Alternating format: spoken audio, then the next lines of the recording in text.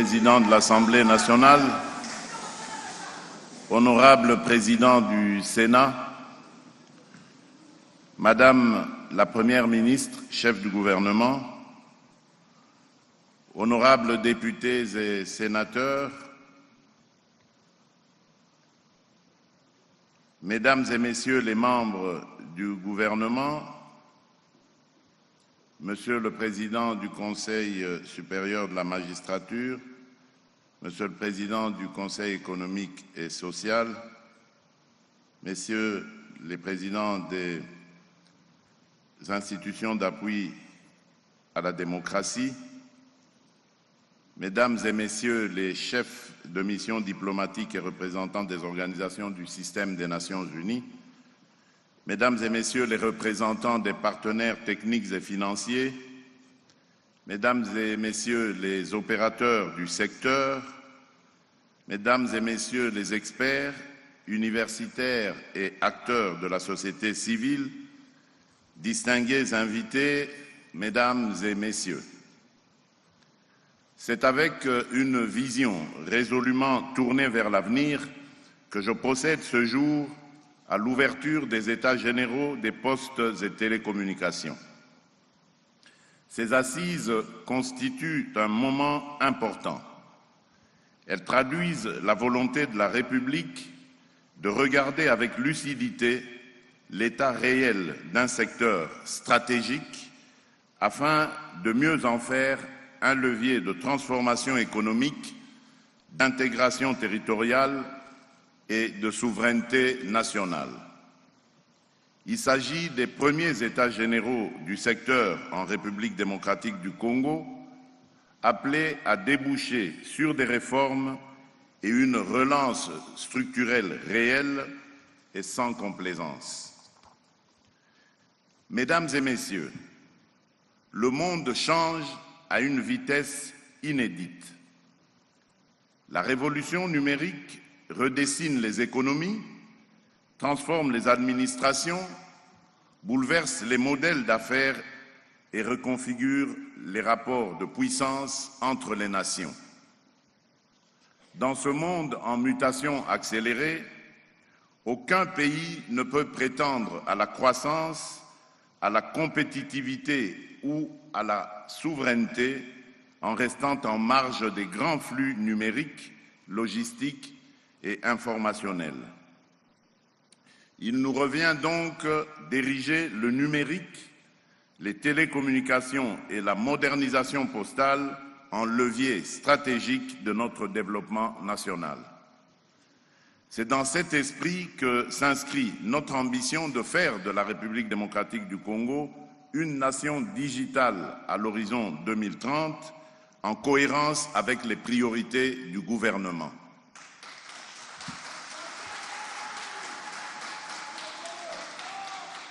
Distingués participants, Mesdames et Messieurs, le secteur des postes et télécommunications est aujourd'hui à l'intersection de plusieurs enjeux majeurs. Il est d'abord un enjeu de connectivité territoriale. Dans un pays continent comme le nôtre, relier les territoires, connecter les provinces, désenclaver les zones rurales et rapprocher les citoyens des services essentiels est une exigence de cohésion nationale. Or, une grande partie de nos 145 territoires reste encore peu ou mal desservi, le réseau de fibres demeure insuffisant, les interconnexions provinciales sont trop limitées et la dépendance à l'Internet mobile reste très forte. Il est ensuite un enjeu de croissance économique. Les télécommunications soutiennent aujourd'hui la finance mobile, le commerce, les services, l'innovation, l'entrepreneuriat et l'inclusion.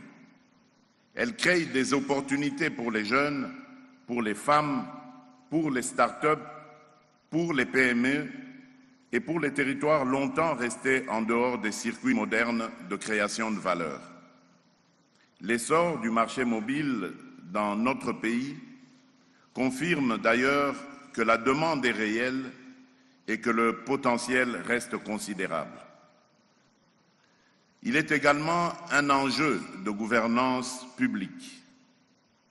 Sans infrastructures numériques robustes, il ne peut y avoir de modernisation réelle de l'administration, d'amélioration durable de la transparence, ni de services publics plus accessibles, plus rapides et plus fiables. Il est enfin un enjeu de sécurité et de souveraineté. À l'heure des cybermenaces croissantes, de la protection des données, de la dépendance technologique et des nouvelles vulnérabilités stratégiques, aucun État sérieux ne peut négliger l'architecture de ses communications, la maîtrise de ses réseaux et la sécurisation de ses infrastructures critiques. Notre cadre juridique a évolué avec la loi numéro 20/017 du 25 novembre 2020 relative aux télécommunications et aux technologies de l'information et de la communication, ainsi qu'avec le Code du numérique de 2023, mais ce cadre demeure encore insuffisamment harmonisé et incomplet sur plusieurs volets sensibles. Je tiens à cet égard à rappeler l'instruction que j'ai donnée lors de la 76e réunion du Conseil des ministres au sujet de la pleine application de la loi de 2020 relative aux télécommunications et aux technologies de l'information et de la communication. Cette loi, voulue pour moderniser, assainir et mieux réguler le secteur, ne peut demeurer partiellement appliquée. Dans un État de droit, les réformes perdent leur portée lorsqu'elles ne se traduisent pas dans les faits. J'ai donc réaffirmé la nécessité de veiller à l'exécution effective de l'ensemble de ces dispositions dans l'intérêt de la sécurité juridique, de la justice sociale et de la crédibilité de l'action publique.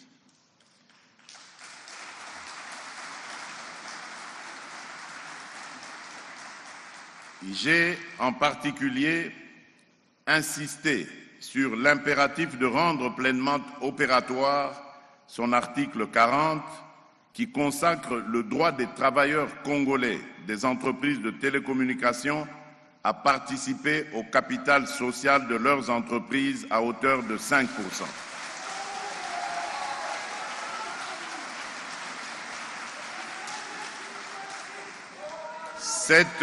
Cette disposition participe d'une vision plus large, celle d'une économie numérique moderne, mais aussi plus juste, plus inclusive et plus conforme aux principes de souveraineté économique.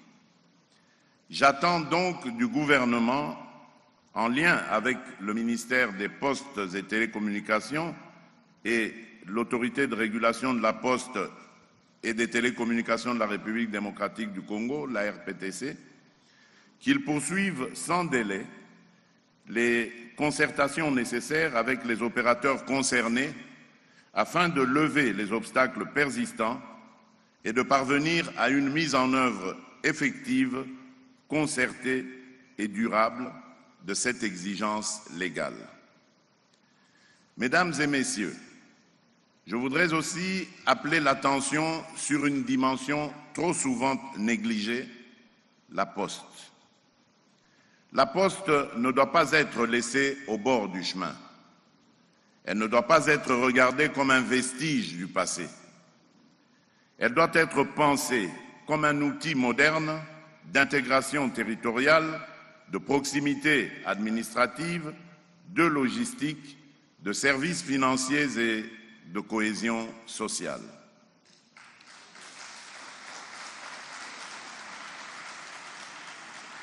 Le diagnostic posé à ce jour est sévère mais lucide. Le réseau postal national, autrefois structuré, est aujourd'hui largement dégradé, avec un nombre très limité de bureaux réellement fonctionnels, très en deçà des besoins du pays. C'est pourquoi la relance et la modernisation de la Poste doivent faire partie intégrante de notre stratégie nationale. Mesdames et Messieurs, les États généraux qui s'ouvrent aujourd'hui ne doivent pas être un forum de plus. Ils ne doivent pas être un simple espace de lamentation sectorielle. Ils doivent être un moment de vérité, de méthode et de décision. J'attends de vos travaux 3 résultats clairs. D'abord, un diagnostic complet, lucide et sans complaisance de notre écosystème postal et télécom. Ensuite, une feuille de route opérationnelle, réaliste et mesurable, distinguant les priorités de court, moyen et long terme.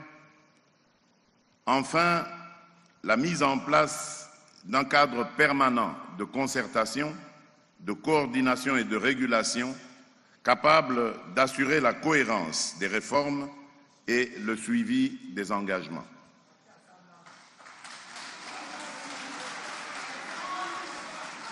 À cet égard, plusieurs chantiers me paraissent nécessaires et prioritaires. Le premier est l'extension des infrastructures afin d'assurer une connectivité plus équitable du territoire national.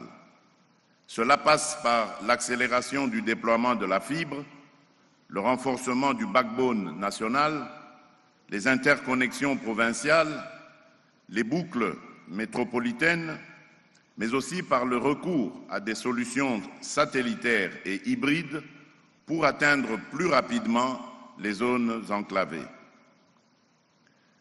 Le deuxième est la modernisation du cadre légal, réglementaire et fiscal.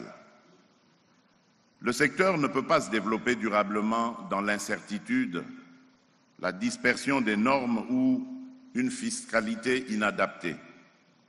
Il faut un environnement plus lisible, plus cohérent, plus attractif pour l'investissement et plus protecteur pour l'intérêt général.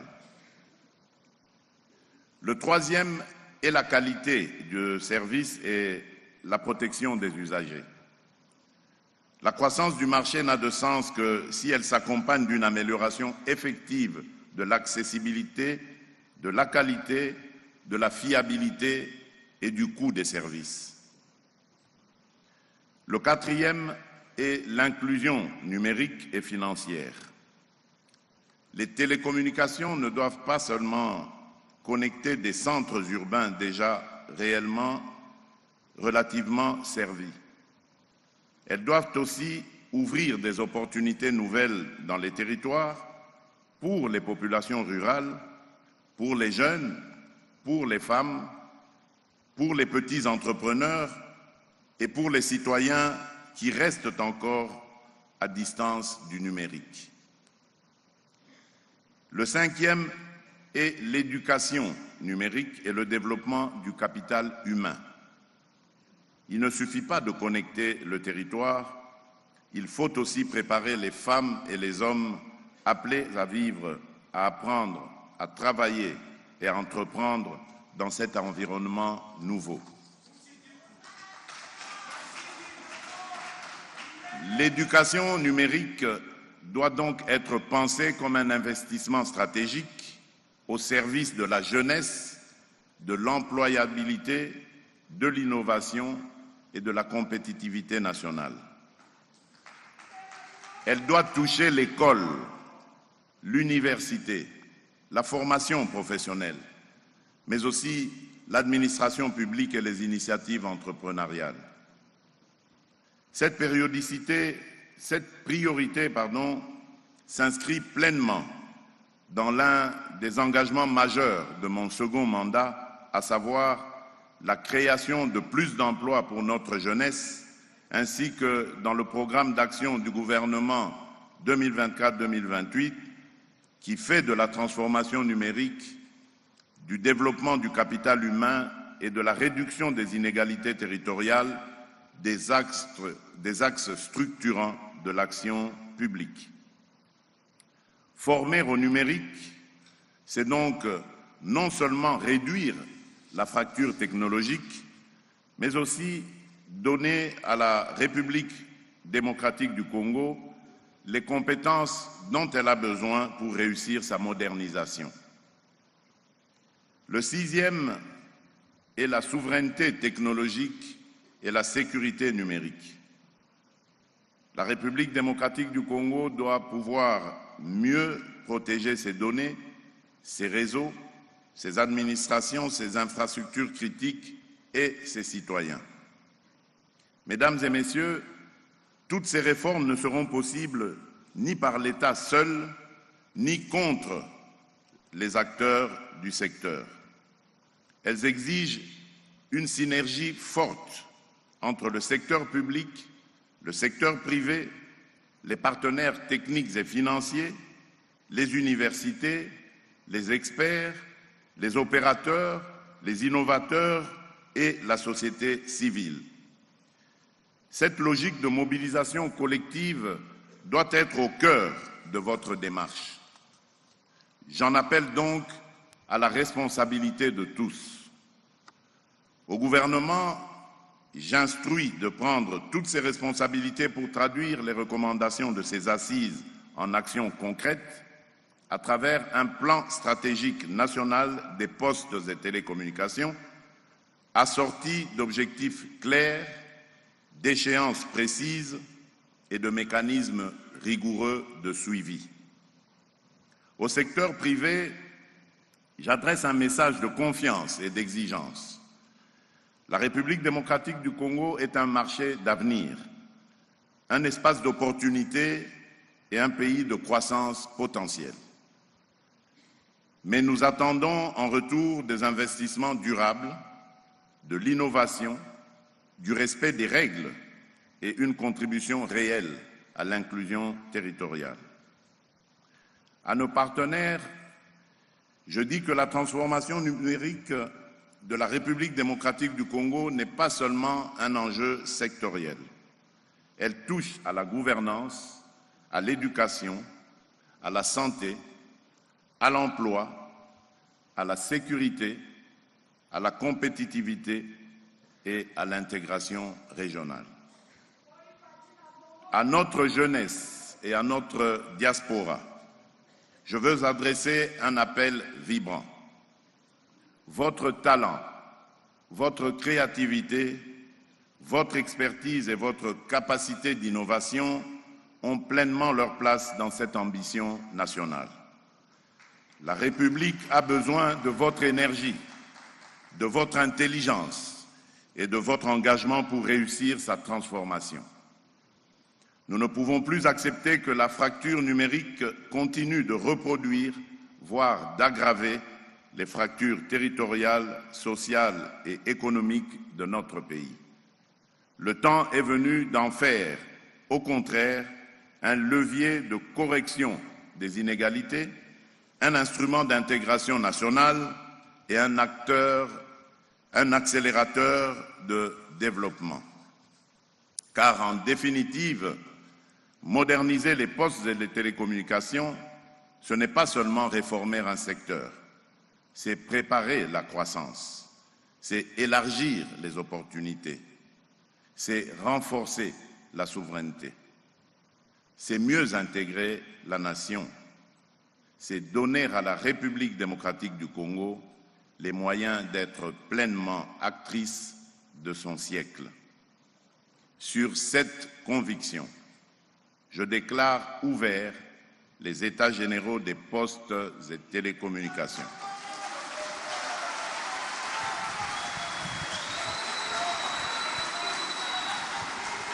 Que Dieu bénisse la République démocratique du Congo et son peuple. Je vous remercie.